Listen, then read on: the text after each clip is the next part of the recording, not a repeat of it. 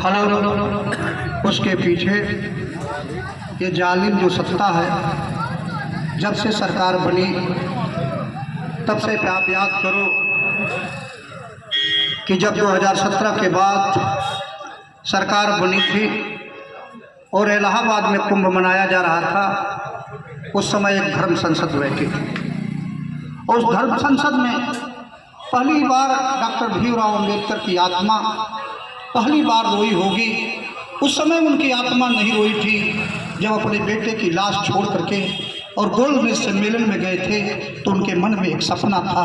कि मेरा बेटा रहे या न रहे, लेकिन करोड़ों बेटे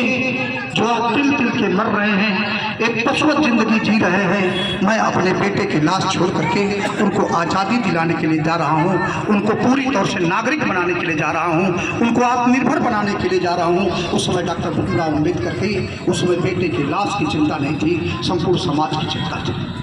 लेकिन इसी देश के अंदर आज़ादी के बाद जब भारत का संविधान है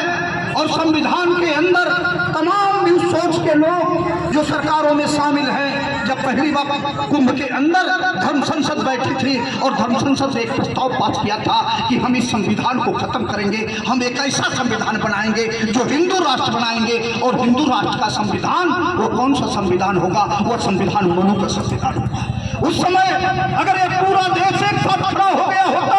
तो जो ताकतें हाथ उठाई थी उनके खिलाफ राष्ट्रद्रोह का मुकदमा होता और सारे के सारे राष्ट्रद्रोही लोग जो इस देश के अंदर संविधान के अंदर ही दूसरे संविधान की वकालत कर रहे होते, ये राष्ट्रद्रोही होकर के जेल के सलाखों में चले जाते, तो फिर हिम्मत संविधान की तरफ आंच उठाने की हिम्मत नहीं जुटा पाते। दूसरी तरफ डॉक्टर भीमराव अम्बेडकर की आत्मा तब रोई होगी जब पार्लियामेंट के अंदर कोरोना काल में जब पूरा देश मरमाहत था, किसी को डर के मारे घर से नहीं निकलने दिया जाता था। उस समय 3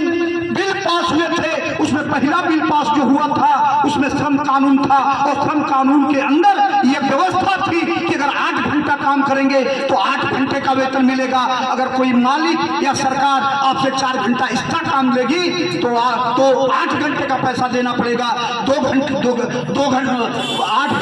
4 घंटे का पैसा देना पड़ेगा। यह व्यवस्था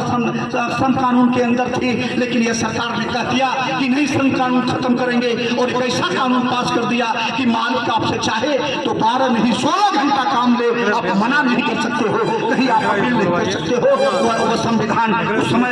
जाकर के बिल पास हुआ था। दूसरा जो किसानों के सवाल पर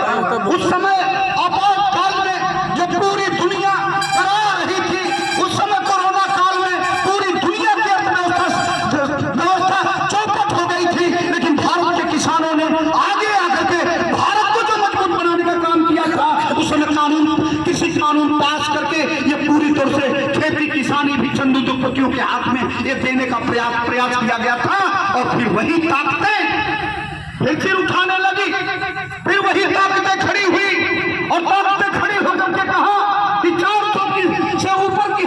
हमारी संख्या पहुंचा दो। अगर हमारी 400 से ऊपर संख्या पहुंच जाएगी तो इस संविधान को खत्म करेंगे। लेकिन पूरे देश की जनता ने और मुख्य रूप से उत्तर प्रदेश की जनता ने ऐसे लोगों को धूल चटाने का काम किया कि डॉक्टर भीमराव अम्बेडकर के ऊपर अगर हाथ उठाने का काम करोगे तो उत्तर प्रदेश की जनता तुम्हारा हाथ काट लेगी, अगर आवाज देने का काम करोगे तो तुम्हारी जीभ काट लेगी, अगर तुम थोड़ा भी कुछ प्रयास करोगे तो हम किसी भी कीमत पर पीछे नहीं हटेंगे। और याद कर लेना सिर्फ लोगों, ये देश पूरी तरह से तैयार है